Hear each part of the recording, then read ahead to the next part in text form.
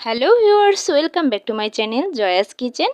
আজকে ময়দা দিয়ে রসালো মিষ্টি তৈরি করে দেখাবো। আর খুব সহজেই এই মিষ্টিটা তৈরি হয়ে যায়।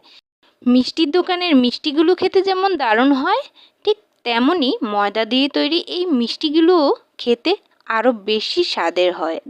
আর স্কিপ না করে পুরো ভিডিওটি অবশ্যই দেখবেন। চ্যানেলে নতুন হয়ে থাকলে চ্যানেলটি সাবস্ক্রাইব করে রাখবেন।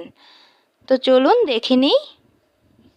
প্রথমেই মিষ্টিটা তৈরির জন্য আমাকে শিরাটা তৈরি করে নিতে হবে। আর তার জন্য এখানে আমি হাফ কাপ চিনি দিয়ে দিয়েছি আর 2 বাটি জল দিয়ে দিচ্ছি। তো জলের পরিমাণটা একটু বাড়িয়ে দিলে শিরাটা পাতলা হয়, আর শিরাটা পাতলা হলে মিষ্টিটার ভিতরে ভালো করে রসটা ঢুকে যায়। আর এই জন্য আমি এখানে শিরাটাকে পাতলা করে জাল করে নিচ্ছি আর 2টো এলাচ ফেটিয়ে দিয়েছি একটু ফ্লেভারের জন্য। আর পরে শিরা থেকে এলাচগুলো উঠিয়ে নিতে হবে। আর 2 থেকে 3 মিনিটের মতো শিরাটাকে জাল করে নিলেই যথেষ্ট। তো এভাবে আমি পাতলা একটা শিরা তৈরি করে নামিয়ে নিচ্ছি। এবার আমি যে মিষ্টিটা তৈরি করব তার জন্য ডোটা তৈরি করে নিচ্ছি। এখানে আমি 1 কাপ পরিমাণ ময়দা দিয়ে দিচ্ছি। আপনারা চাইলে আটা দিয়েও করতে পারেন। হাফ কাপ দিয়ে দিচ্ছি গুঁড়া দুধ, আর এখানে বেকিং পাউডার দিয়ে দিচ্ছি হাফ চামচের একটু কম। বেকিং পাউডারটা কিন্তু মিষ্টির ক্ষেত্রে একটু কম দিয়ে করার চেষ্টা করবেন, না হলে কিন্তু মিষ্টিগুলো ফেটে যেতে পারে। বেকিং পাউডারের পরিমাণটা বেশি হলে মিষ্টিগুলো কিন্তু ফেটে যায়। আর এবার আমি সয়াবিন তেল দিয়ে দিচ্ছি। আর সব সময় আমাদের হাতের কাছে কিন্তু ঘিটা থাকে না, আর তাই ঘি না থাকলে তেল দিয়েই করে নিতে পারবেন। তবে ঘিটা দিলে মিষ্টিটা খেতে খুব ভালো হয়। সবগুলো উপকরণকে একটু সময় নিয়ে ভালো করে মিক্স করে নিতে হবে। এবার জাল করা দুধ ঠান্ডা করে নিয়েছি, আর সেটা দিয়ে অল্প অল্প করে আমি ডোটা তৈরি করে নিব। আর দুধটা কিন্তু অবশ্যই ঠান্ডা হতে হবে, না হলে কিন্তু ডোটা পারফেক্ট ভালো হবে না। আর অবশ্যই এই ডোটা একটু সময় নিয়ে খুব ভালো করে মেখে নেওয়ার চেষ্টা করবেন। আর যতটা পারফেক্ট করে আপনি ডোটা মেখে নেবেন, ঠিক মিষ্টিটা আপনার ততটাই পারফেক্ট হবে। তো এবার আমি ভালো করে ডোটা মেখে নিয়েছি। আর ডোটা কিন্তু অবশ্যই দেখে বুঝতে পারছেন বেশি শক্তও হয়নি বা বেশি নরমও করা যাবে না, মিডিয়াম একটা ডো তৈরি করে নিলাম। তারপর আমি একটু হাতে নিয়ে এভাবে লম্বা আকৃতির শেপে মিষ্টিটা তৈরি করে নিচ্ছি। আপনারা চাইলে গোল করেও কিন্তু মিষ্টিটা তৈরি করে নিতে পারেন, ইচ্ছে অনুযায়ী আপনাদের শেপে আপনারা তৈরি করে নেবেন। তবে আমি এখানে লম্বা করে আজকে মিষ্টিটা তৈরি করে দেখাচ্ছি।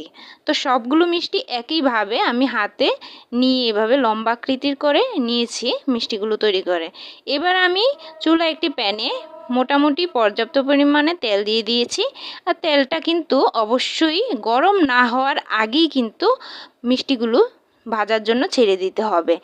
আর যদি পুরোপুরি গরম হওয়ার পরে মিষ্টিগুলো ছাড়তে যান, তাহলে সেক্ষেত্রে মিষ্টিগুলো উপর দিয়ে কালার চলে আসবে আর ভিতরে কাঁচা থেকে যাবে। তো এভাবে প্রথমেই তেলটা পুরোপুরি গরম না হওয়ার আগে আমি মিষ্টিগুলো ছেড়ে দিলাম। আর এভাবে হাত দিয়ে প্যানটাকে একটু নাড়িয়ে এভাবে ভেজে নিব। প্রথমেই যদি চামচ দিয়ে মিষ্টিগুলোকে নাড়াচাড়া করতে যান, সেক্ষেত্রে মিষ্টিগুলোর গায়ে দাগ লেগে যাবে আর মিষ্টিগুলো কিন্তু ফেটে যাওয়ার সম্ভাবনা থাকবে। তাই একটু কম নেড়েচেড়ে ভাজার চেষ্টা করবেন। মিষ্টি থেকে কাঁচা ভাবটা যখন চলে যাবে, তখন আমি চামচ দিয়ে উল্টে পাল্টে মিডিয়াম থেকে লো আছে এভাবে মিষ্টিগুলোকে একটু কালার আসা পর্যন্ত অপেক্ষা করব। আর এভাবে ভেজে তুলে নিচ্ছি। আর দেখুন কালারটা ঠিক এরকম একটা কালার আসবে, এত সুন্দর একটা কালার এসছে। আপনারা যদি আরেকটু ডার্ক করতে চান, সেটা হয়ে যাবে কালো জাম মিষ্টি। তো সেক্ষেত্রে আপনাকে আরেকটু ডার্ক করতে হবে। তো আমি দেখুন এরকম একটা ব্রাউন কালার করে ভেজে নিয়েছি। আর মিষ্টিগুলো ঠিক এইরকম কালারটাই রাখবো। আর যে শিরাটা রেখেছিলাম সেটা হালকা কুসুম গরম করে আমি সবগুলো মিষ্টি দিয়ে ভালো করে নেড়েচেড়ে মিশিয়ে নিলাম। এবার সেট হওয়ার জন্য আমি 3 ঘন্টার মতো মিষ্টিগুলোকে এভাবেই রেখে দিব। আপনারা যদি পারেন আরও বেশি সময় নিয়ে মিষ্টিগুলোকে ডুবিয়ে রাখবেন, তাহলে আরও বেশি রসালো হবে আর ভিতরে ভালো করে রসগুলো ঢুকে যাবে। মিষ্টিগুলোকে নামিয়ে নেওয়ার পর আমি উপর দিয়ে গুঁড়ো দুধ দিয়ে দিচ্ছি। আর দুধের গুঁড়োগুলো দিয়ে খুব ভালো করে মিষ্টিটাকে সাজিয়ে নিলাম। আর একটা মিষ্টি অবশ্যই আপনাদের কেটে দেখাচ্ছি, না হলে কিভাবে বুঝবেন মিষ্টিটা ভিতরটা কতটা পারফেক্ট হয়েছে। দেখুন কোনো কাঁচা রয়নি, একদম পারফেক্ট তৈরি হয়েছে মিষ্টিগুলো।